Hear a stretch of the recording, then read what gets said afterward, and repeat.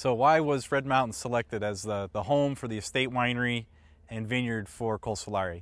And it goes to the simple fact that if you're going to build an estate winery and plant your vineyard, you want the style of the grapes that are coming from that area to best match the style for your wine. So there are lots of great places for Cabernet in Washington State. But Red Mountain, the characteristics of the grapes from here, the black fruit aromatics, the sweet but ripe and rich tannins, that is the style of the grapes, and that matches perfectly with the style of wine that we want to produce. So that's why Red Mountain was selected. The estate vineyard that we planted here really emulates a lot of what our Italian partners have done in Italy. Number one, and it's fairly unique for Washington State, is as you look out over the vineyard, it's a very high density planting. Typically, vineyards in Washington State are planted between, say, 750 up to 1,000 vines per acre. At the estate here, we've planted a little over 2,000 vines per acre. And the way that we're growing them, as opposed to the more typical, you have a bilateral cordon, so the grapes grow up and form a bit of a T.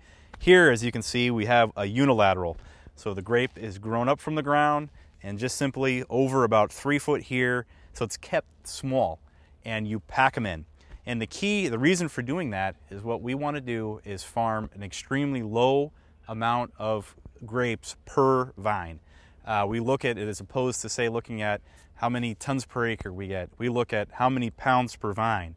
And by having a more higher density planting and growing the vines smaller, we're only going to wind up having, say, 12 to 14 clusters on this particular vine.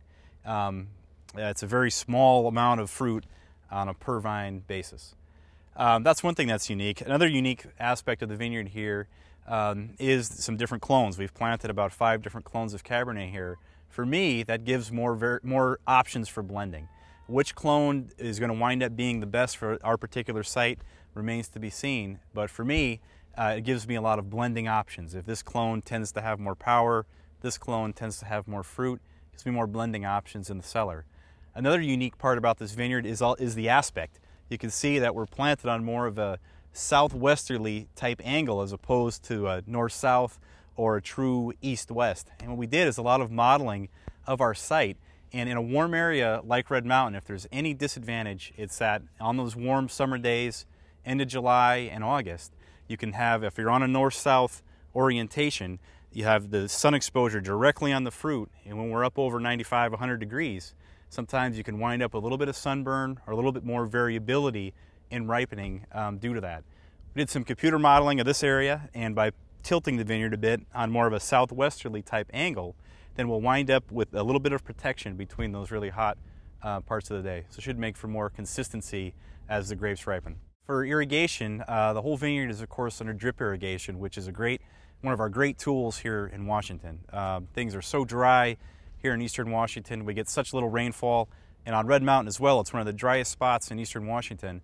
By using irrigation, then we'll really be able to control how much canopy and berry size as well. It's a nice advantage to have.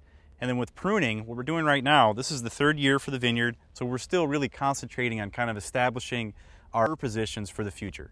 And what we're doing this year, as you can see by this vine here, we've just trained it out. We're growing out. This is the cordon right here.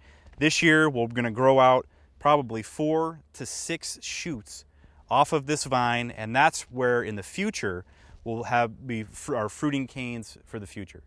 In the end, and say by next year or the year after, on every vine, what you'll see is 4 to 6 different positions along the vine here, evenly spaced so that it's consistent. From each spur, there'll be 2 shoots then that will grow up with 1 cluster per shoot. So for each vine then, in the end, there'll be 8 to 12 shoots with 1 cluster per shoot grown off of each one of these vines.